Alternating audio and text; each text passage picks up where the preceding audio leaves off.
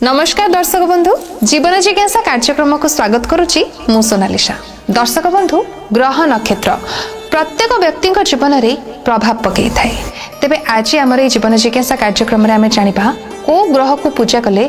उत्तम पुत्र संतान प्राप्ति होता है। तो से विषय अधिक शुणाई वर्तमान आम सहित अच्छा ज्योतिर्विद पंडित चित्तरंजन महापात्र। सर नमस्कार। नमस्कार। आपन को अनेक अनेक स्वागत। सबु बापा माँ मैंने चाहती गोटे पुत्र संतान पाई अनेक प्रकार पूजा अर्चना भी करि थांती। तो आज आप दर्शक बंधु कहि दियंतु कि उत्तम पुत्र संतान प्राप्ति पाई को ग्रह को पूजा कले गोटे शुभ फल मिलता है। पुओ हो बा झील हो से समस्त सामान आम कहबानी जे झीलटी कहीं आवश्यक नहीं पुत्र संतान कहीं आवश्यक अटे ता भी नुहे किंतु झीलटे भी पुत्रर दायित्व तुलाऊँचे झील भी कौन आप अलड़ा नुहे किंतु आमर जेहेतु मानसिक स्तर रही गोटे उत्तम पुत्र संतान प्राप्तिर जोग सृष्टि कर गोटे झीलटे रही किए चाहते जो मोर पुओटे हो पुओटे मिलवा कष्टदायक होगी तो सी जोगटा से ग्रहर स्थितिटा को जातक को ग्रह को विशेष भाव दृष्टि देले पूजा अर्चना कले से सुख प्राप्ति होता है। से विषय आज आलोचना करवा जाना भी तो विशेषकर बृहस्पति होती शिक्षार कारक कर्मर कारक पुत्र संतान कारक बृहस्पति संतान कारक बृहस्पति जार बृहस्पति ग्रह जिते जातक बलवान थाए उच्च थाए ताको पुत्र संतान प्राप्तिर जोग सृष्टि करिथाए। ये जो जोगटा जातक कौटी आसे पंचम स्थान धरतु बृहस्पति पंचम घर होची संतानर घर यदि पंचम बृहस्पति रुए बा पंचम बृहस्पति चंद्रयुक्त होकर रुए गुरुचंद्री जोग होकर रुए बा पंचम घरे बृहस्पति दृष्टि पड़े विशेषकर से पुत्र संतान जोग गोटे सृष्टि करी थाए जातक तो तेणुक मोटामोटी भाव कही रखी जब ये जोग जातक नहीं भी यदि बृहस्पति को आप विशेष भाव बलवान करेंगे बृहस्पति ग्रह को जिते आप पूजा अर्चना करेंगे जिते आप बृहस्पति शांति हे आपन को ये पुत्र संतान प्राप्तिर जोगटा सृष्टि करी थाए। बृहस्पति किए ना बृहस्पति होती गुरु बृहस्पति को रिलेटेड को लेकिन आलोचना करवा कौन सब प्रतिकार रही तो प्रथमतः बृहस्पति ग्रहंकर पूजा मुझे कह पूर्व मुझे कह कि बृहस्पति किए बृहस्पति होती ब्राह्मण बृहस्पति होती गुरु बृहस्पति होती गुरु स्वयं गुरु बृहस्पति को आम गुरुजन व्यक्ति विशेष आख्या भी दे पारिबा। एटी प्रथमतः कह कि ग्रह रूप में बृहस्पति पूजा करवा ता सहित ब्राह्मण को पूजा करवा ता सहित मध्यम भी निज घरे गुरुजन व्यक्ति विशेष जो बापा माँ अच्छा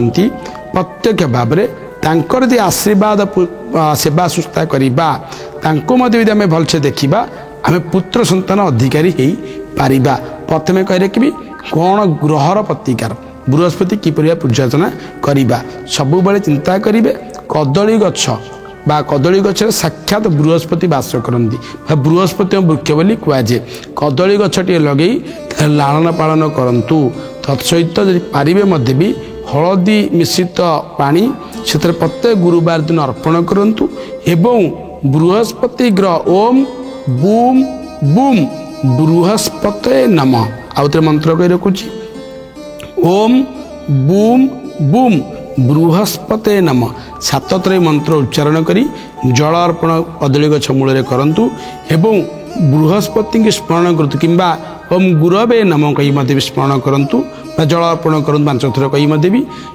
मन चिंता करेंगे हे गुरु महाग्रह हे बृहस्पति महाग्रह मते एक उत्तम संतान प्राप्ति करिबारे सहयोग करंतु बा कृपा करंतु बोली कहीकि जल अर्पण करंतु। यही कदली गछ को पूजा करंतु हलदी रंगर पुष्प दे हलदी रंगर फूल दे पूजा कले विशेष भाव शुभ प्राप्त होता है। संतान सुख पुत्र संतान सुख अधिकारी करते आउ कौन करेंगे आज्ञा तत्सहित कर ब्राह्मण व्यक्ति विशेष घरे जदि कूल पुरोहित किए अच्छा ब्राह्मण व्यक्ति विशेष ग्रह विप्र व्यक्ति विशेष मानू अरुआ चाउल 5 प्रकार परिबा फल तत्सहित पारे भी हलदी मिश्रित चाउल कि खाली हलदी भी पाचिला कदली ये सबू कौन गुरुवार दिन ब्राह्मण को गृह को डाकी भोजन सहित दान दिंतु सब बेले नकले भी मासक थरे थरे किछि दिन करंतु जो पाद स्पर्श करी कहतु हे ब्राह्मण देव मते आशीर्वाद करंतु गोटे उत्तम संतान पुत्र संतान हवा पाइकी साक्षात ब्राह्मण बृहस्पति शास्त्र हुए ब्रह्म बृहस्पति ब्राह्मण व्यक्ति विशेष ग्रह विप्र व्यक्ति विशेष ही स्वतंत्र ही बृहस्पति महाग्रह बोली आम कही रखा कृपा साक्षात भाव आपण निश्चित भाव पुत्र संतान अधिकारी करेब तत्सहित आउ कौन करेंगे घरे जो बाप माँ अच्छा तांकर सेवा करंतु सुस्था करंतु तांकर दायित्व नियंतु जे न पूजा करिछि बाप माँ को सी केबे पुत्र संतान अधिकारी हो पार ना प्रथमत करके भी इनको पूजा करने सहित इनकर ना जो प्रतिकार बतली करने सहित बाप माँ साक्षात भाव से कृपा जदि घरे बाप माँ अच्छा सी यदि आशीर्वाद कले माँ तोर पुओटी हो बोली वयोज्येष्ठ जेजेमा अच्छा जेजे बापा अच्छा बापा अच्छा बोऊ अच्छा जदि से मुहर बाहरी पड़ा जानवे सर निश्चित भाव प्रमाणित भाव आप गोटे पुत्र संतान प्राप्त करेंगे तो से प्रकार लालन पालन करूँ पितामाता को आशीर्वाद पाद छुई स्पर्श कर सबुदिन सेवा सुस्था करूँ निश्चित भाव आप पुत्र संतान अधिकारी करे तत्सहित आउ कौन करेंगे आप पूर्वज जो मैंने मरी जाइछंती गुरुजन व्यक्ति विशेष मान से श्राद्ध उपयुक्त समय दिंतु श्राद्ध दौना देले भी पुत्र संतान अधिकारी कर सुजोग सृष्टि करेब एवं से पूर्वज मानक जितेबाला श्राद्ध पड़ुची से समय आपण से आशीर्वाद भिक्षा करंतु एवं प्रणाम करंतु से श्राद्ध दिन जे आपण कूल रक्षा पाई गोटे पुत्र संतान अधिकारी आम मानक करातु बोले यही प्रकार आप करती ये सब यदि बृहस्पति महाग्रह रिलेटेड प्रतिकार करती शीघ्रातुर शीघ्र पुत्र संतान तत्सहित भी स्वयं शिवों दर्शन करेंगे पूजा अर्चना भी करेंगे किंतु बृहस्पति प्रतिकार यदि करती शीघ्र पुत्र संतान संतान कथा कहूनी पुत्र संतान अधिकारिणी कराइबार सुजोग सृष्टि करेब